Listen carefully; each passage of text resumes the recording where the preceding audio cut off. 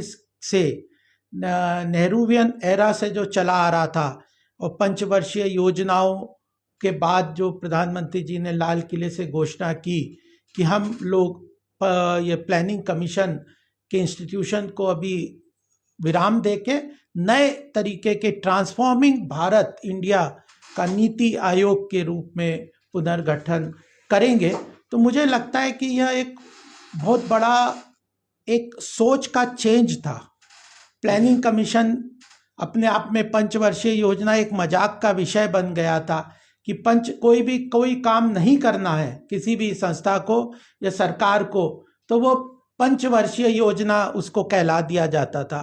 तो एक तरीके का लिथार्जी आ गई थी, इनडिसिसिवनेस आ गया था, और केवल प्लानिंग कमीशन का काम ये रह गया था कि केंद्र सरकार के जो बजट के अंदर जो रिसोर्सेज आते हैं उनको स्टेट्स को एक कैसे अलोकेट किया जाए, किस स्टेट को कितना देना चाहिए, और सब स्टेट्स अपनी आवश्यकताओं को प्लानिंग कमीशन को भेज देते थे, वो कंसोलिडेट करके उसके अनुसार रिसोर्सेज को एक रिकमेंड करता था। तो एक तरीके से एक एडिशनल स्टेप बीच में एक एडिशनल स्टेप हो गया था और वह एक डिले करता था। और सरकार ने, मोदी जी ने यह परिकल्पना नीति आयोग के माध्यम से रखी कि आप कोई बेसिक थिंकिंग करिए, कुछ विकास की बात करिए, देश की आवश्यकताओं के ऊपर कुछ रिसर्च रिपोर्ट निकालिए, डाटा निकालिए, और केवल रिसोर्स एलोकेशन से ऊपर निकलिए, क्योंकि रिसोर्स एलोकेशन तो 15 फाइनेंस कमीशन है हमारी, वो ऑलरेडी एक फॉर्मूला के तहत, अभी जब 15वीं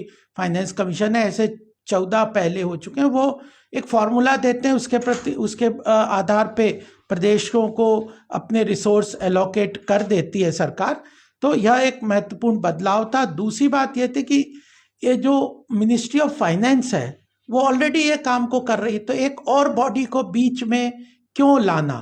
तो मुझे लगता है कि नीति आयोग का आज जो काम हो रहा है वो अपने आप में बड़ा महत्वपूर्ण है। प्रधानमंत्री के विजन के अनुरूप वो काम कर रहे हैं, अलग अलग विषयों पे काम कर रहे हैं। जैसे कल ही चीफ मिनिस्टर्स का पूरे राष्ट्रीय चीफ मिनिस्टर परिषद उन्होंने ऑर्गेनाइज की, और एक वन नेशन जो एक परिकल्पना उन्होंने निकाली कि पूरा देश, प्रदेश और टीम, एक वन टीम है प्रदेश और केंद्र। तो इस तरह की कई चीजें, बातें लेके आ रहे हैं, कई विषयों को लेके आ रहे हैं। जी बिल्कुल, उन विषयों जो कार्यक्रम हुआ वो कहीं ना कहीं एकता को दिखाता था। तमाम चीफ मिनिस्टर्स वहां पर मौजूद थे। विकसित भारत को लेकर कोई क्षेत्रवार या राज्यवार अधिकृत दस्तावेज या खाका तैयार किया गया है या किया जाएगा इस परिकल्पना? देखिए, विकसित भारत एक लक्ष्य है, वो लक्ष्य 2047 का प्रधानमंत्री मोदी जी ने रखा है। जब 2047 में भारत की आज़ादी को 100 वर्ष होंगे, हम अपने देश को कहाँ देखना चाहते हैं, उसकी परिकल्पना विकसित भारत है। इस बार बजट में विकसित भारत की एक परिकल्पना 5-6 पॉइंट्स में वित्त मंत्री जी ने प्रधानमंत्री जी के विजन को रखते हुए बताई थी कि education for all, complete poverty alleviation, और एक तरीके से विकास का एक सर्वांगीण विकास भारत की हो, वैश्विक स्तर पे भारत की महत्वपूर्ण भागीदारी सुनिश्चित हो, आर्थिक रूप से संपन्न हो, अपने आप में जो मिलिट्रीली पावर मजबूत रहे। तो वह एक लक्ष्य है। उस लक्ष्य को प्राप्त करने के लिए एक रोड मैप तैयार किया जा रहा है।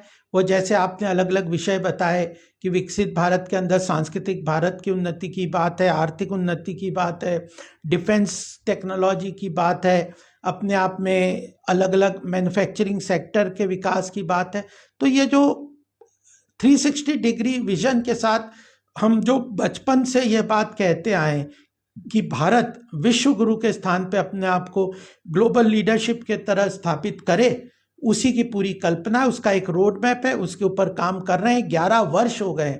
आज भारत, जब हम 2014 में हमने सत्ता ली थी, मोदी जी के नेतृत्व में हमारी सरकार बनी थी, तब हम 11वें पायदान पे अर्थव्यवस्था के विश्व के थे। आज हम चौथे पायदान पे पहुंचने के करीब पहुंच गए हैं और जल्दी ही विश्व की तीसरी सबसे बड़ी अर्थव्यवस्था बनने की कगार पे हैं।